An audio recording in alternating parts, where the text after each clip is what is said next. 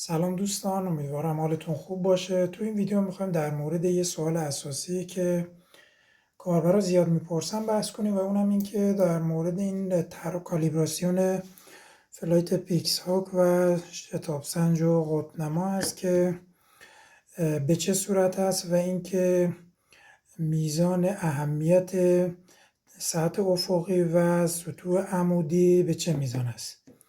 ببینید، برای سطوح عمودی کلا همونجور که در سایت خود آردو پایلوت هم ذکر شده، شما تا مثبت 20 و منفی 20 درجه میتونید این کار را انجام بدید و مشکلی بابت کالیبراسیون پیش نمیاد. حالا اگه به صورت کاملا عمودی این کار رو انجام دادید که بسیار عالی، ولی اگه حالا این 20 درجه خطا اتفاق افتاد مشکلی نیست، یعنی مثبت منفی 20 درجه محدوده که خودشون تعیین کردن برای کالیبراسیون. حالا اگه خواستید میتونید برای که مطمئن شید و حالا شک دارید میتونید از یک خطکش، از یک حالا نقای گونیا یا سطوح که زاویه 90 درجه دارن استفاده کنید و با اون کالیبراسیون رو انجام بدید. ولی میگم تا مثبت و منفی 20 درجه مجاز هست و میتونید اون کار رو انجام بدید. حالا برای خود کالیبراسیون هم برای که راحت تر باشید، همونجور که قبلا گفتیم، هم میتونید اونها رو روی هر دوتاش رو روی یک صفحه بذارید، جهت فلش ها به یکسان باشه، هم این فلش و هم فلشی که مربوط به قطب‌نما هست یکسان باشه. بعد از اینکه این رو نصب کردید میتونیم با استفاده از این صفحه اون رو به صورت، حالا اگه کابلم وصل کنیم، کامپیوترم وصل کنیم، خب همونجور که میبینید چراغا روشن شد و جی پی اس در وضعیت فعال قرار میگیره. اگه ما به این صورت این کار رو انجام بدیم که اینا رو روی یک صفحه، دوتاش روی یک صفحه با چسب دو طرفه میتونیم اون رو بچسبونیم و اون کالیبراسیون رو انجام بدیم، یعنی به چپ، به سمت بالا، سمت راست و به این صورت تمامی جهاتی که در نرم افزار میشن پلنر عنوان میشه اونا رو میچرخونیم.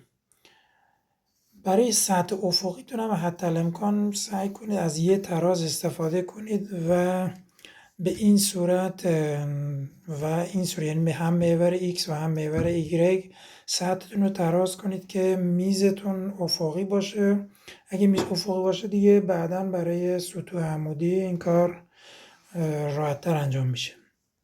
میگم خیلی برای سطح عمودی سختگیری انجام نمیشه، ولی حالا جهت اطمینان بیشتر شما این کار رو انجام بدید. هم میتونید روی این صفحه بچسبونید، هم این که میتونید دیگه اگه نخواهید حالا اون گونیا بیارید و چیزای دیگه، میتونید از این قالبا استفاده کنید، قالب مستطیل شکل، کارتونی، چیزی که حالا بیشتر دسترس از این شفافه، باز اینجای قطعات هست این شفافه، میتونید استفاده کنید. از این کارتون های موبایل هم میتونید استفاده کنید به این صورت که خود فلایت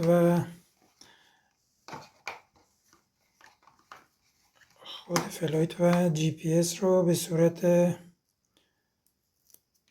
یک پارچه داخل این جعبه قرار میدید. حالا ما اینجا چسبم میچسبونیم که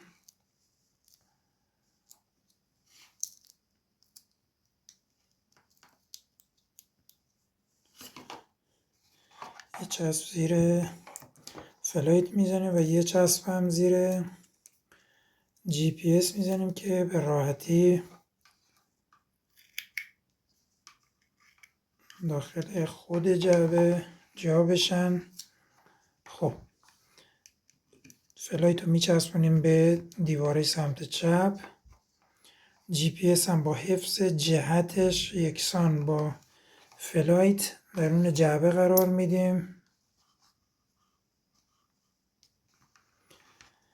حالا این کابل خیلی دقت کنید که حالا برای اینکه در طول پروسه کالیبراسیون قطع نشه ما یه چسب روی لبه سمت راست میزنیم، رو لبه جعبه میزنیم که از جعبه بیرون نیاد و این اتصال قطع نشه. اگه قطع بشه که حالا اون سیگنال دیتا قطع بشه، خب مسلما مشکل به وجود میاد و کالیبراسیون به دقت انجام نمیشه دیگه. اگه به این صورت باشه میتونید به راحتی اونو برگردونید. به این صورت دیگه نیازی به حالا این تجهیزات هم نیست که یه سطح عمودی این ور بذاریم یکی این ور بذاریم یا حالا داستانهای دیگه. یا این به این صورت هم باز میبینید روی این سطح، این سطح و این سطح به همین صورت کالیبراسیون انجام میشه. حتما این کابل رو یه جوری محکمش کنید که از جاش تکون نخوره و مشکل پیش نیاد. برای قطب نما هم، حالا این برای شتاب سنج بود کالیبراسیون، برای قطب نما هم که دیگه میدونید به این صورت میچرخونید، با چرخش جهت فرقی هم نمیکنه، در هر جهتی بچرخونید اون نقطه هایی که رو نرم افزار نشون میده و تکمیل میشه دیگه، کالیبراسیون ما تکمیل میشه و به راحتی میتونید اونو چک کنید. خب موضوع دیگه باقی نمیمونه. امیدوارم که استفاده کرده باشید. تا ویدیوی بعدی که مربوط به درایو موتورهای براشلس هست، خدا نگهدار.